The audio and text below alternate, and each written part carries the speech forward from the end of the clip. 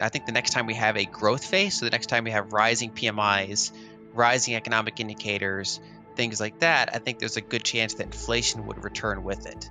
And so I think the kind of the base case I'm looking at this decade is higher average inflation. Now, whether or not we get up to another period of like 9% is unclear, because that was like 15% deficits and injected kind of right into the middle of the economy. Whereas I think what we could experience is a longer and grindier type of inflation. Now, Lyn Alden, a well-known macro analyst and the creator of the Lyn Alden investment method, predicts that the fight against inflation will continue in the United States at least for the rest of this decade.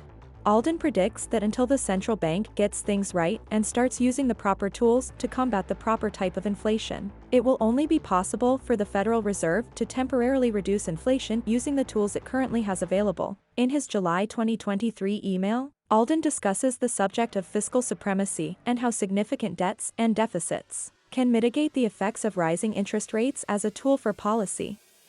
Alden outlines two key factors in the newsletter that contribute to the broad money supply growing faster than usual, which often results in higher consumer prices.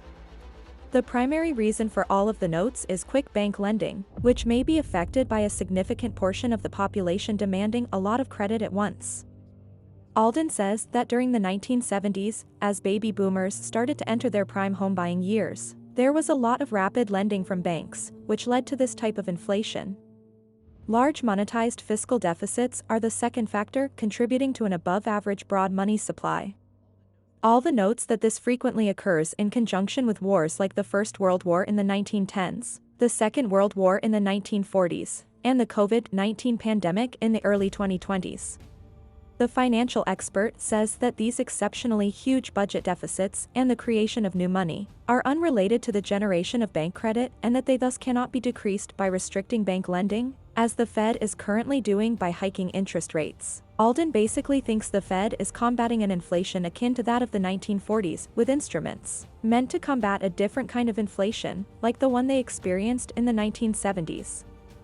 Alden included two crucial charts that compare the fiscal imbalance in the 1970s and now in order to clarify her connection. In the 1970s, bank lending is at an all-time high, which calls for a higher interest rate environment.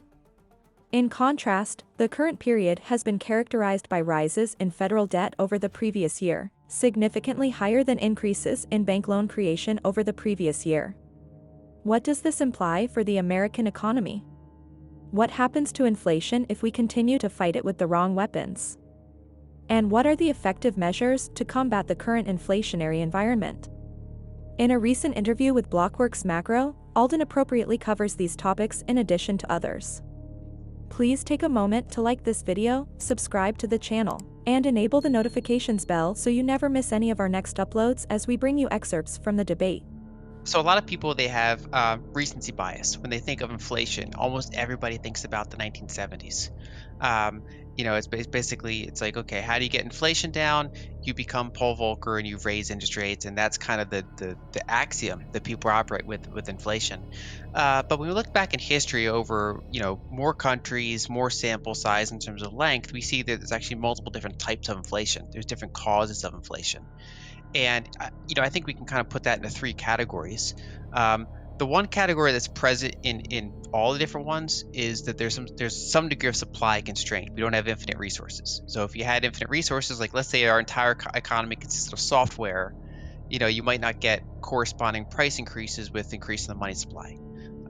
So generally what you see in times of inflation is that you run into some real world constraint. In the 70s, for example, U.S. oil production peaked in 1970 after almost, like a century of just almost every year's up, structurally up. And so we became more reliant on imports, which made us more geopolitically exposed. And so that was a constraint that then made so that larger than normal money supply growth does have pretty tangible consequences. So that's always a factor, and it takes different forms. But then the other two factors are the other side of the equation, which is generally an expansion of the money supply. And then the question is, where's that expansion of the money supply coming from? And there's really two main ways that money supply in the modern economy happens. And the one that most people think of is bank lending. So as banks as velocity increases, as loan creation increases, we get more and more IOUs, basically deposits, chasing a similar amount of goods and services, and so you get inflation. That was in the 1970s. That was the primary driver of money supply growth, loan creation, because you had the baby boomer generation, which is born starting in the late 40s, early 50s. They were turning 25, 30 throughout the 70s and then into the 80s, where they were entering their home buying years, which is when people start making use of credit. So due to demographics reason, we had like higher than normal rates of loan creation, so fast money supply growth. And then you added on, I mean, you had significant fiscal deficits. They weren't huge, but they were there. And then you also had the oil problem, so you had a big toxic recipe for inflation. Whereas you look in other periods, the other driver of money supply growth ends up dominating, which is fiscal deficit. So if you have large fiscal deficits, especially if they're monetized by the central bank, then it doesn't really matter if banks are lending or not. Money's just being handed out. It could be handed out in stimulus checks. It could be handed out in soldier salaries. It could be handed out in, stimulus to build new manufacturing plants. Whatever the case may be, it's going out into the economy, and it's being created from new reserve creation. And so when you get those large fiscal deficits, that's it's a similar end result as money creation, except the causes are different.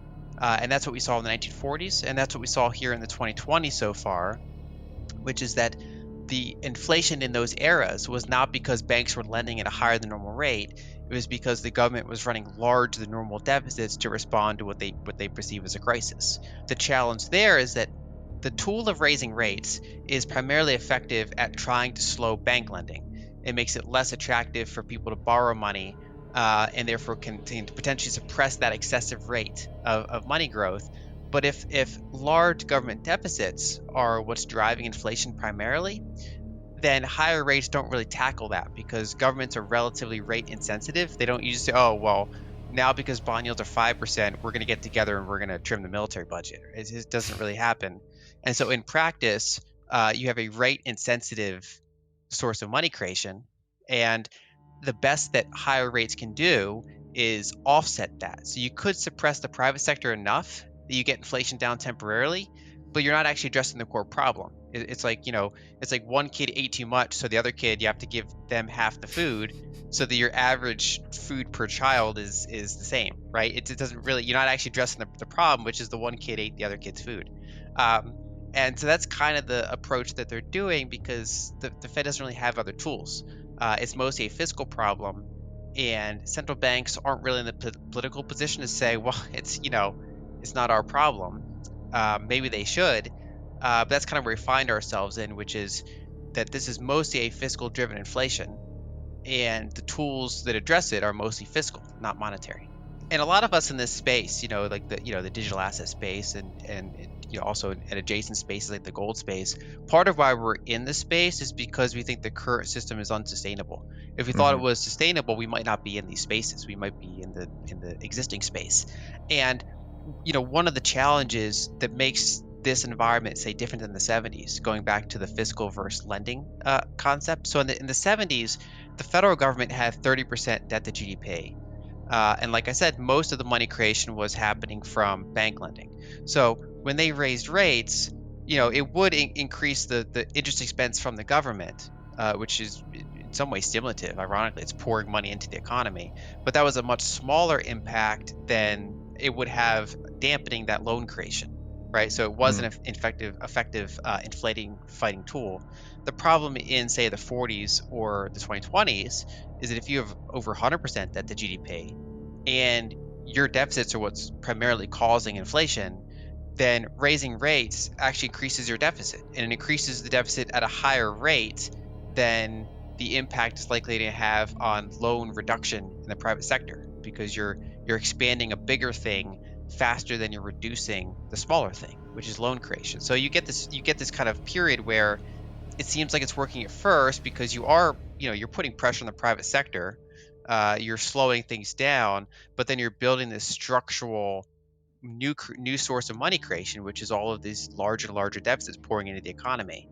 And so I just think it's a very challenging political position, because we don't really have we don't really have bipartisanship to address the budget directly, and then the central bank doesn't really have the tools to address it, but they have to act like they're doing something. They don't really have the purview to say this is not our issue. So they have to kind of act, even if the act itself is not actually attacking the direct problem. So I think in the near term, disinflation is still winning, but that in part that battle's being prolonged, I think, because basically you have, on one hand, you are squeezing the private sector, but on the other hand, you are actually exacerbating the public sector. And so, part of why a lot of these recession forecasts and kind of transfer inflation forecasts haven't materialized as quickly as some people thought is because we're getting to the point where this is actually somewhat stimulative, and it's offsetting some of its own effects. So I think that in the near term, disinflation's winning, but slowly. And I think the bigger risk is that the longer this goes on, eventually the private sector kind of normalizes, whereas the public sector deficits are still there. And then I think we get another wave of inflation in the years ahead. And that'll depend on various factors. Basically, I think the next time we have a growth phase, so the next time we have rising PMIs, rising economic indicators, things like that, I think there's a good chance that inflation would return with it. And so I think the kind of the base case I'm looking at this decade is higher average inflation. Now, whether or not we get up to another period of like 9% is unclear, because that was like 15% deficits and injected kind of right into the middle of the economy. Whereas I think what we could experience is a longer and grindier type of inflation. Now, obviously, things like acute energy shortages or war or, tail risks can always give you crazy numbers. But in general, I think the theme we're looking at is higher deficits and then structurally deficit-driven inflation kind of throughout the developed world, and especially kind of centered around the United States in the decades that follow. What do you think of Lyn Alden's critique of the Fed's dated inflation playbook? What sort of future prospects do you see for the economy? Please share your thoughts and views in the space provided below. Make sure you switch on post alerts for additional videos, subscribe to the channel, and give this video a thumbs up. Thank you for watching.